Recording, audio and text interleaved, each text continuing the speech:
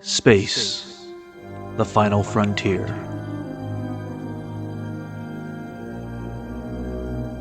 Join us for a bold conversation.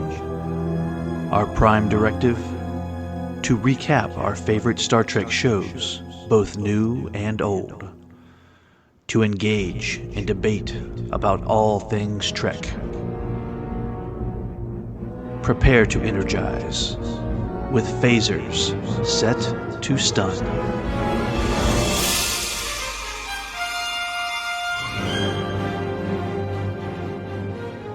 Hello everyone and welcome back to Phasers Set to Stun, where we continue to show our love for everything Star Trek in this ongoing series from a film by podcast, which focuses on every quadrant of the expanding universe of Trek by covering television, animation, movies, directors, merchandise, and so much more.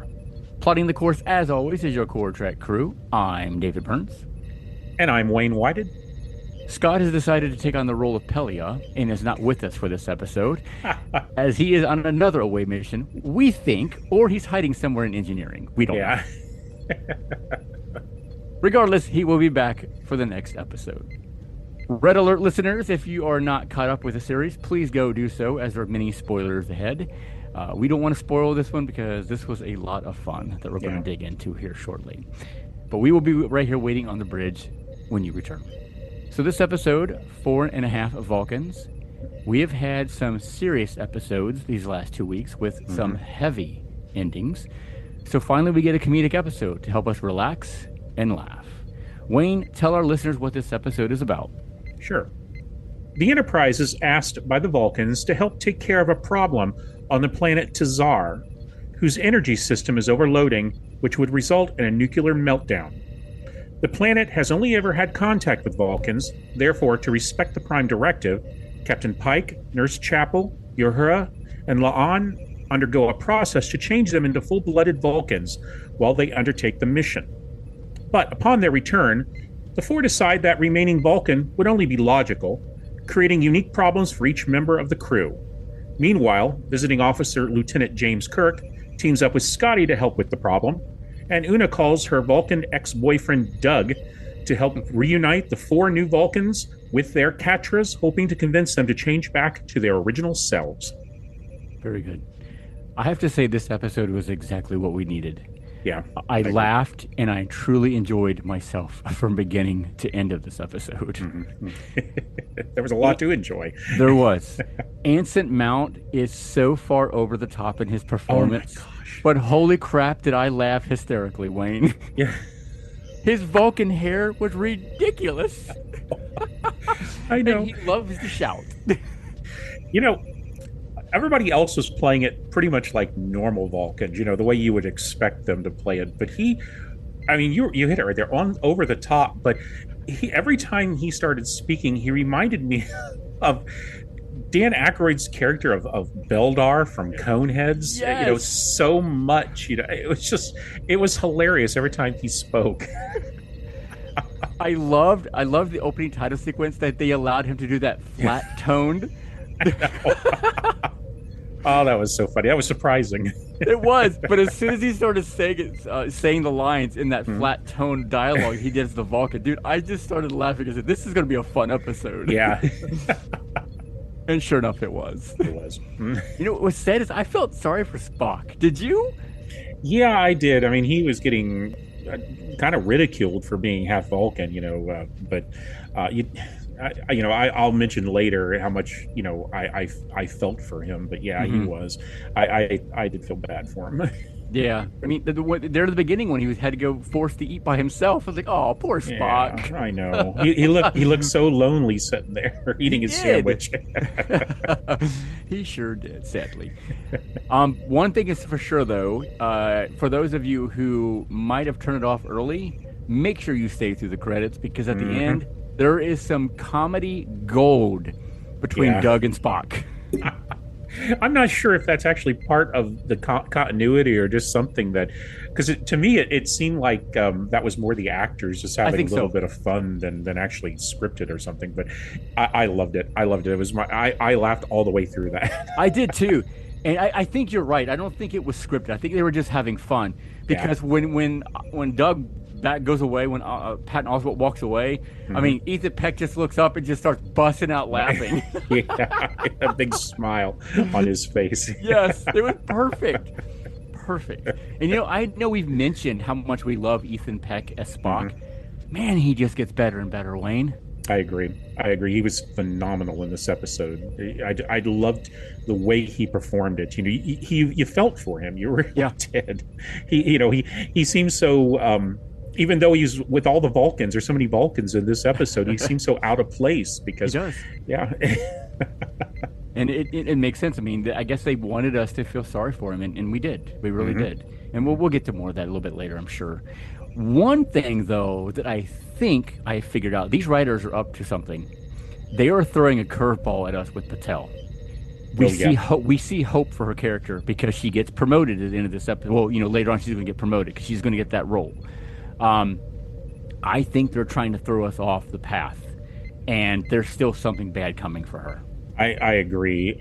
She seemed quite normal. Yeah. In this episode, which I'm glad to see her. I was really glad to see her in this episode because she really hasn't had much to do this entire season since the beginning. And I mean, hell, that one episode she was a cameo appearance. She didn't have any lines. Well, that was last episode. Yeah. But she's got a real nice meaty part here in this one. But she seems very normal, and I definitely agree with you. I think we're being thrown off the track here. I don't think she's going to see that promotion. There's no way. As much as happened to her at the beginning of the season, for them just to say, "Oh, hey, everything's fine now." No way. Yeah. I agree. And if they did, I would feel cheated. I really would. Yeah. Because they've given us some. I mean, maybe they did this. What they're working on with her, what she, the procedure she's taking to keep that thing at bay or whatever. Maybe it is working. I don't know, but I just feel like they're copping out a little bit on us. I could be wrong, but that's the way I'm feeling. Well, here's the thing, because when I was doing research for this episode, I came across a quote from the producers saying that they see what people say on the internet, they see the theories and the what everybody's expecting, and they also say you guys are wrong. Oh, so I don't know. I mean, I don't know. They're going to throw us a curveball from what it sounds like. So I'm not really sure which way they're going to go with her. I think it's a 50-50 shot right now. I mean, I'm guessing. Yeah. Well, we shall see because the season's almost done. Yeah, 2 more episodes. We're flying through it, man. My goodness. I didn't think it would go this fast, but I guess when you have good episode after good episode, it goes quick. Yeah, it has went pretty fast. Now we're down to the actual story. These last 2 episodes, they're going to be hunkering down because they got a lot of hanging storylines. They do. From this season, and they're going to need the 2 episodes to cover them. And I'm sure we're going to have a cliffhanger at the end. I'm sure. Oh yeah. To push us into season 4, because I mean they've already got season 4 in the can, so which we'll see next year. So that's coming. It may not be a to be continued, right, but it will definitely lead the way into season 4. I'm confident of that. Absolutely. Well, let's talk about this episode more in detail, Wayne, because there's so many good scenes, so many good moments that just have you busting out laughing. And one thing I want to say is Patton Oswalt is always good in everything he does. I love Patton. And for him to play a Vulcan was a surprise to us. But for him to play a Vulcan whose name is Doug. I laughed at it. And then when he said his other family members' names, that was hilarious. Yes. I think his sister's name was Susan or something like that. It was so unusual, but that's Patton Oswalt. You can't expect something normal from the performance from him. Yeah. Yeah, his sister was Susan. He has a cousin, Pete. Yeah. I mean, come on. Now, when he said his name, he was like, wait a minute, he's a Vulcan? And I was like, I see what they're doing here. Okay. Just sit back and laugh. Yeah. Yep. Because that's what it is. Pelly is back. I'm glad to see her in this episode. When she went to give Pike a high five, dude, I'm like, and he's like looking at her like, and he's like, oh, you don't know how to do that? And then he finally does give the high five. I thought that was perfect. She was so disappointed that she didn't get turned into a Vulcan. All that pain looked so exciting for her. She felt like she was missing out. Yeah, it didn't affect her. Everyone's like rolling on the ground in pain and agony, and she's just sitting. Oh, that's not fair. Yeah. I like, loved her part. I did too. I did too. Yeah. And I think the really funny part is when they get beamed down and they fixed it instantly. I Like, know. we're Oh, that done. made me laugh. That made me laugh. I thought that was hilarious. It just and nobody expect. Everybody's looking around like, really? What? That's Yeah. it? Happened that fast? Sure. Oh my goodness. What are the moments that you like in this one? Oh gosh, there's so many. I mean, I love that end sequence. I really liked Kirk and Scotty's interaction Oh yeah, in that was this. I liked I liked Duggan. I liked a lot. There were so many great interactions in There this, is. and there were so many characters. Mhm. That's one thing that really surprised me about this episode is not only were there a lot of characters, but there were a lot of different storylines going on here. It was so hard to keep track of them. Each character was doing something different, and it's amazing that the whole episode made any sense when you did something like that. But it did. I mean, there's so many good things. There's Uhura, the way she brainwashed Beta, Yeah. and Chapel, and her deciding that relationships and interactions were illogical and get rid of all those. We got Una and Doug's past relationship, and I liked Rebecca Romaine's performance and the way they wrote the character of Una. She had a lot to do in this episode. She did. I'll be Finally. honest, she's one of my favorite characters from this series because I find her so fascinating, and I find her performance really good. So I was glad to see that. I think I really enjoyed that part the most, and especially the ending. Her apology to Spock, like what happens here. You've never Yeah. seen me like this before. Yeah. Her prepping him what's coming when she sees Doug. Yeah, all these storylines were all separate, but they all came together, and Yeah. it made a fantastically written, perfect episode, in my opinion. I know there's a lot Thank of. This is another one of those episodes that seems to have split the fan base, Yeah, of but course. those who love it really love this. I'm not going to. I don't want to say this may be my favorite episode of the season, but it was definitely the funniest. It was some good belly laughs. It was definitely really- the most enjoyable. That would be the Yes. thing to say. Yeah. Yeah. Yeah. Some very good belly laughs. Yeah. And it would be an injustice if I didn't mention the badass walk down the hallway of the Vulcans Oh yeah. with the song, was it Reckless Youth by the Home of Happy? Yeah. Because Which that I've never was, heard of before. I haven't either, but that was awesome. I know. I'm swinging that Lurpa. Like what? I'm like, what are we getting ourselves into? What is this? Right.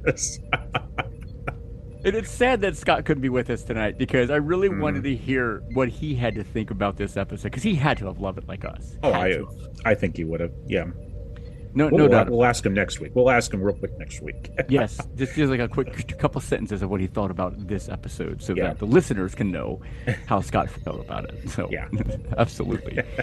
To go back a little bit to the scene you were talking about when Kirk got beamed on board, I love that moment between. I mean, there was a few moments between Kirk and Scotty, but I love when he finally says, "Call me Jim." I Yeah. love that because again, that's leading what's coming into the future between with their relationship. And I thought that was pretty cool. And then Now- his introduction to the liquor, which I thought. Oh yeah, you can get used to it. Yeah. Now, I do think it's the only. If I was going to nitpick for this episode, and I don't like doing this, but I'm going to mention it because it's the only thing that actually kind of stuck with me. There really was no reason for Kirk to be there, other No. than just to have his character in here.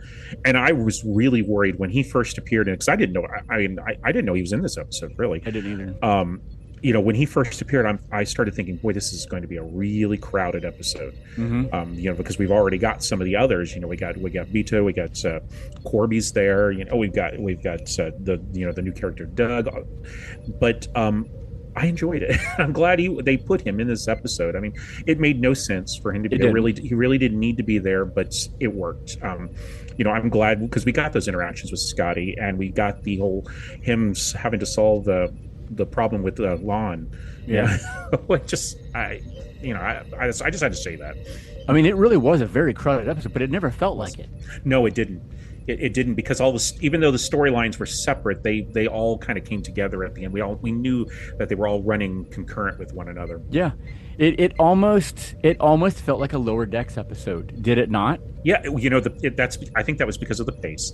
Yeah, the pace was very fast. There were a lot of great one-liners and jabs and jokes here. It did really feel like a Lower Decks, which was always a well-written series. Absolutely.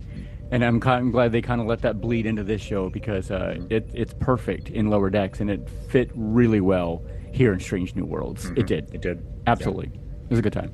Well, we get to see Pelias' quarters again. Yeah. Which was fantastic. I'm sitting there looking around in the background, trying to figure out what's going on back there. Oh, I know. Because that was like their meeting room, because they had to meet there in secret so that the Vulcans would what they were planning. Yeah, their little conspiracy they were having there, their mutiny. Their mutiny. Not what did she say? It's not a mutiny. It's I can't remember what it was, but it made me chuckle. It was like they're just disagreeing or something like that. It was good. And I like the line too, and like they're gonna be permanent Vulcan jerks. And then Spock even agreed. He's like, yeah, that's right. Well, yes, they are. I mean, that was a great line. It was. It's just the fact that Spock just goes along with it. Yeah. You're right. But but at this point, Spock was getting pushed around by him. Mm-hmm. So I guess he was realizing it too. That the half human of him was like, you know what? I agree with you. These are jerks. I've had enough of it. And I think there's even a line in there where he's like, he got pushed around when he's a kid by full-blooded Vulcans, and he's used to it basically, which he was getting again with the crew members. So I mean, still was sad to see from Spock, but yeah, I don't know. But it's just like ridiculous. So one of the scenes that I absolutely thought was perfect in this was they got all of the crew to accept that they wanted to come back to being human, except for Lon. And Spock basically goes into her mind, right, and basically talks to her to make her make that decision that she doesn't want to stay a Vulcan. I absolutely loved how he started that fight and it turned into a dance. Oh yeah, that was fantastic. The way that was choreographed was done so well. And it was almost like, well, Lon taught me how to dance, and that's kind of become our thing. She is very venomous right now and wanting to fight everyone and anything. So I'm going to provoke her into a fight, but I'm going to turn it into this dance that she's going to remember that is our thing. I thought that was perfect, man. Yeah, and it was very unexpected because I'm going to be honest, I saw something coming, but I really was expecting them to kiss, and I was hoping that it wasn't going to lead to that, and have this is going to the point where their relationship moves forward further. So when they started dancing, I'm thinking, that's clever. I like that. I like the way that they kind of just went right into it, merged right into it. That whole sequence was fantastic. It was. Go ahead. I'm sorry. Well, I was just, with Lon, it seemed like the whole, change in the Vulcans didn't quite work as well as with the others. And, I know there was mention of her augmentation affecting it. And I know some of the theories that's going around is, and I think I actually agree with this, she was more Romulan than she was Vulcan. After all, they're very, very similar and they share ancestors. So, I like the idea. I like the idea that she was more warmongering, like ancient Vulcans are like Romulans. So, well, I think Spock even basically calls her a Khan. Yeah, which really sets her off into that fight. Which again, he's provoking that for a very good reason. But yeah, I mean, I think that's what set her off onto this path was all of that combination. It just didn't set right with her. But thankfully, Spock was already into this relationship with her, and he was helped to bring her back down to Earth. So, great sequence. It really was. Another line that I absolutely loved was when Pike finally got turned back to a human, and he was like, "Are all Vulcans monsters?" Yeah. Well, they just have bad hair. Yeah. Oh, it was almost like everybody came down off of being drunk or off of a high. when they finally got turned back to humans. Is what it was like, right? Yeah, it did seem like that. Yeah, All the heavy partying and apologizing. it's that's something that we see that a lot in in Star Trek, characters having to become other aliens to to be disguised. We've seen it in practically every series, but I'm going to say Strange New Worlds did a phenomenal job at that. They made it fun. They made it the entire storyline rather than just something that needs to be done. I'm impressed with that by the writers.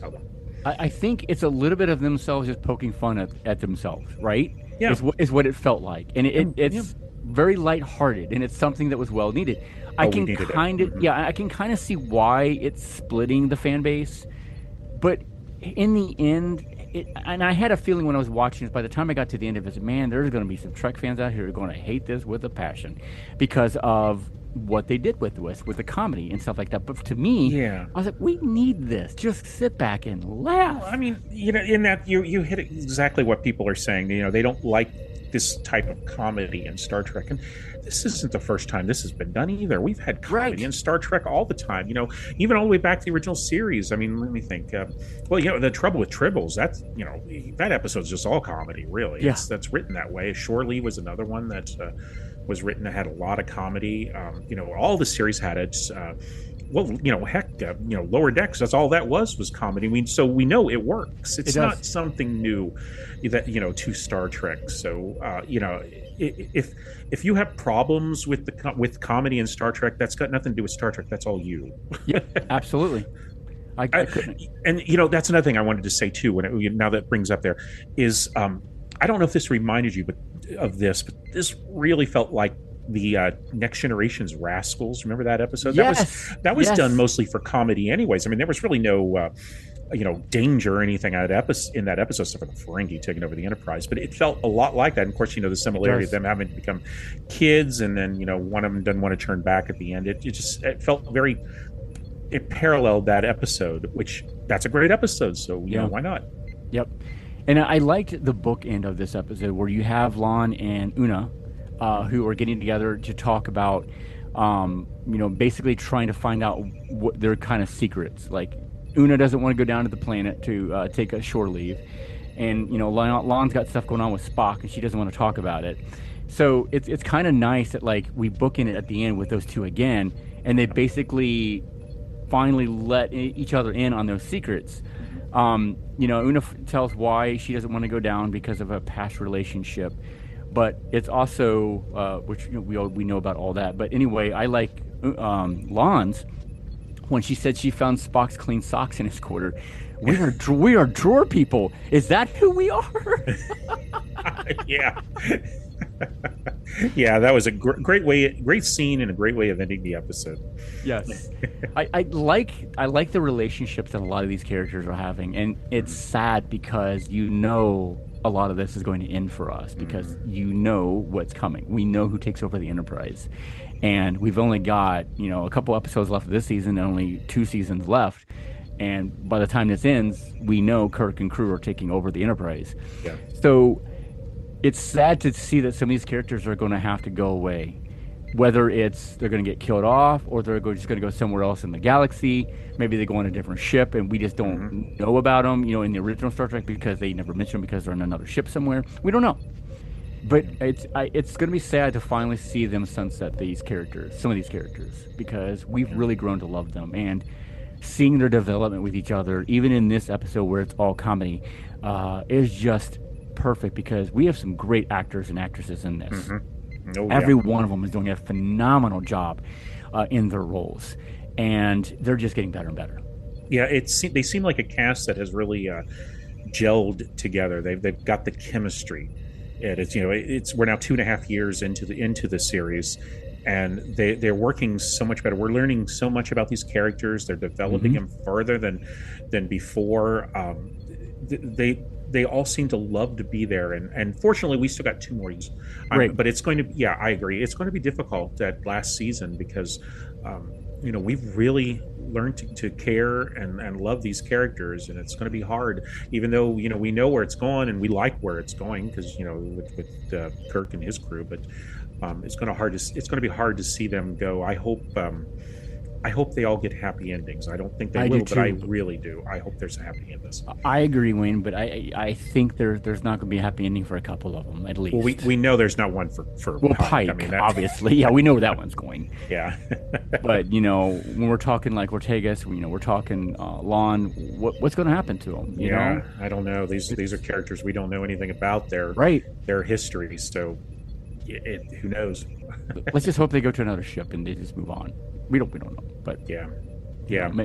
So, but it's coming soon, unfortunately, as in a couple of years. Well, yeah, in 2 years. I mean, yeah. No, let's not get sad yet. We still got quite a lot of episodes to go. we do, absolutely, and we don't want to get sad on this episode because this episode was so funny, right? And it was an absolute riot from beginning to end. So no, absolutely, good stuff. And there's so many things that happen in this episode that we could be talking about this forever. And we don't want to be here as long as the episode. So, and we could be, believe me. Just everybody, if you haven't watched it, and you should have before you listen to this, but just go watch it and enjoy it. Just sit back and just enjoy it. Forget about continuity. Forget about anything making sense. Just have fun. Have fun, because we did. Yep, we sure did.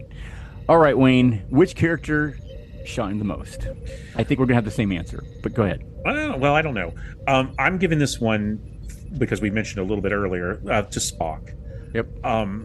We said a lot of it because he got ridiculed throughout the episode for being only half Vulcan, and Ethan Peck just, in my opinion, put on probably his best performance this season.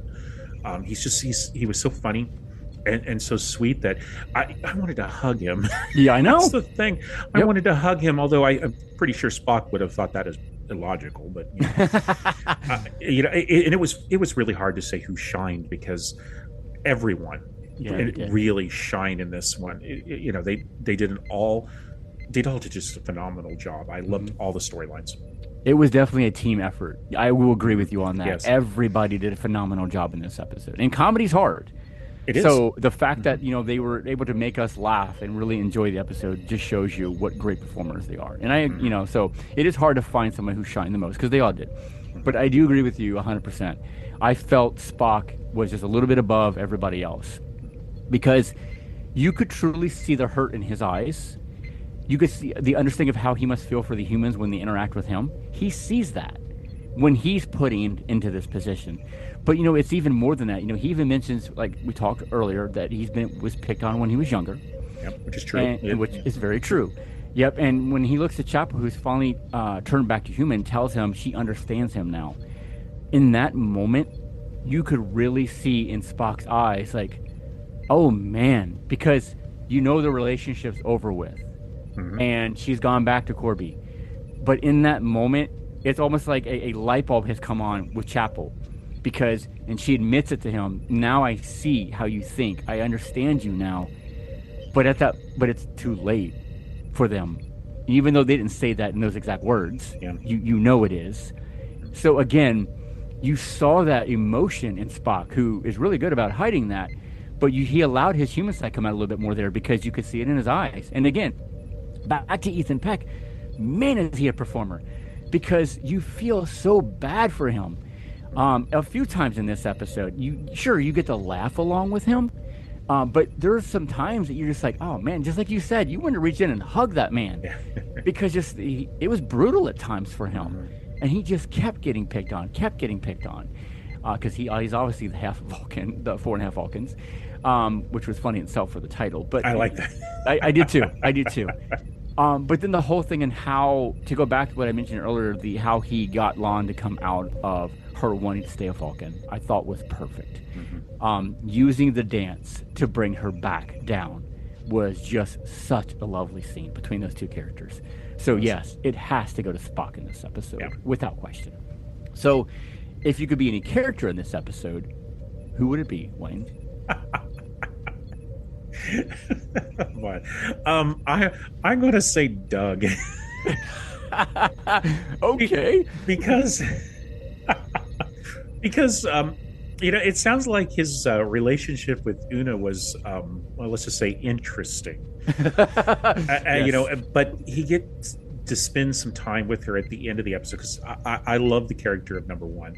Yep. And that's why I'd like to be. And besides, did you see that outfit she was wearing at the end there with Yes. the short skirt and the boo? Oh my gosh.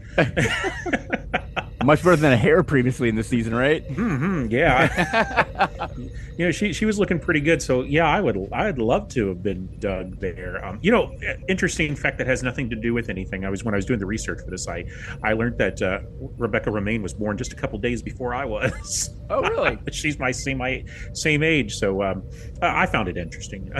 That is. So, I mean, she's just a few months older than me, is what you're saying. Yeah. Yep.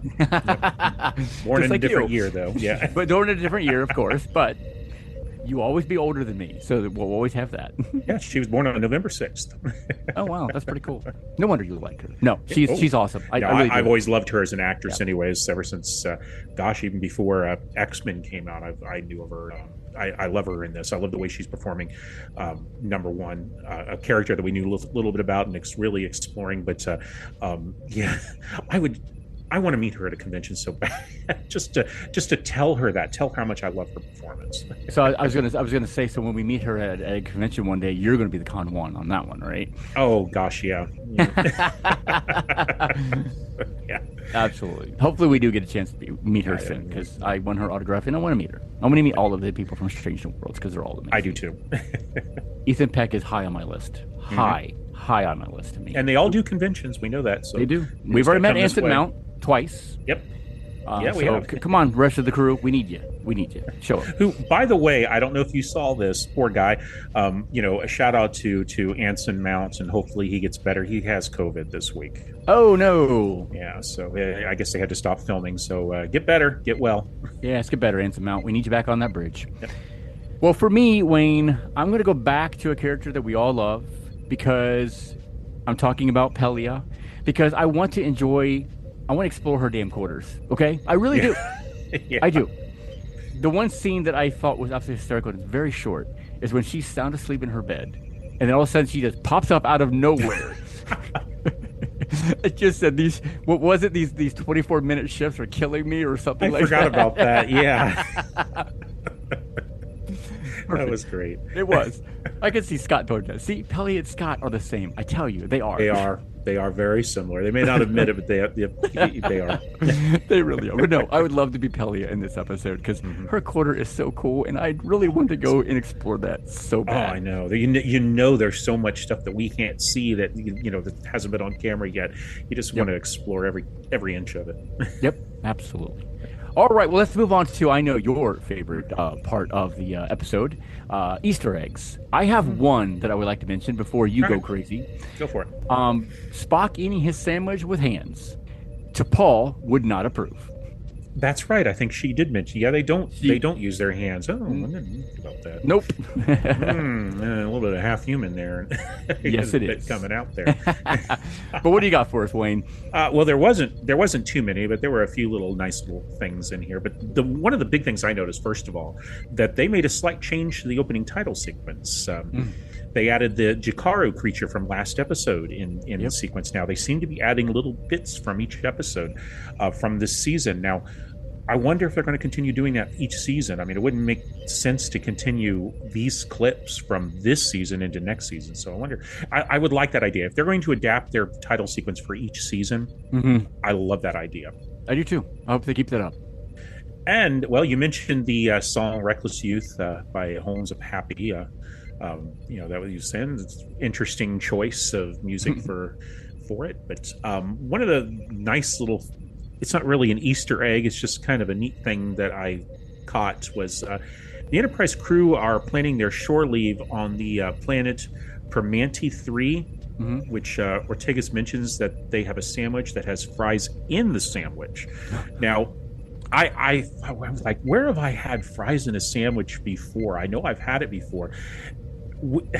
Your favorite city, Pittsburgh, has a restaurant called Permanti Brothers. Where they put the French fries in the sandwich, and I am certain that Permanti and Pyrmanti, yeah, they're too close to have been a coincidence. I've been there. We're not listeners. We're not from Pittsburgh. We're actually all from Cincinnati, and the Ohio area, and but I've been there before. I think it was back in 2013 and 14. I had a Reuben with French fries, and it's pretty good. Maybe when we go to Steel City, we should stop by. It's good. They got some great sandwiches. Anybody's in Pittsburgh, stop there, get a sandwich, and think about Star Trek: Strange New Worlds. Pittsburgh has a couple good hamburger joints. We had that one. What was gosh. it? Burgatory. Burgatory. That's another good one. Fantastic burger place there in Pittsburgh. That was fantastic. Absolutely. So all right. Go to Pittsburgh, people, for hamburgers. Yes. You'll enjoy yes. it. What else we got, Wayne? All right, there was a few others.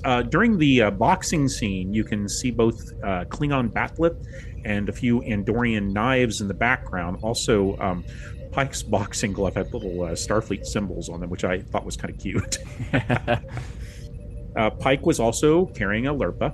In that one sequence. That's a traditional Vulcan weapon. We've seen that many times on Star Trek. We saw that in the original series in a mock time when Kirk and Spock were fighting for the the Caliphie. Yep. And then we also saw it on Star Trek Enterprise. Archer and T'Pol had one when they were venturing into the Forge.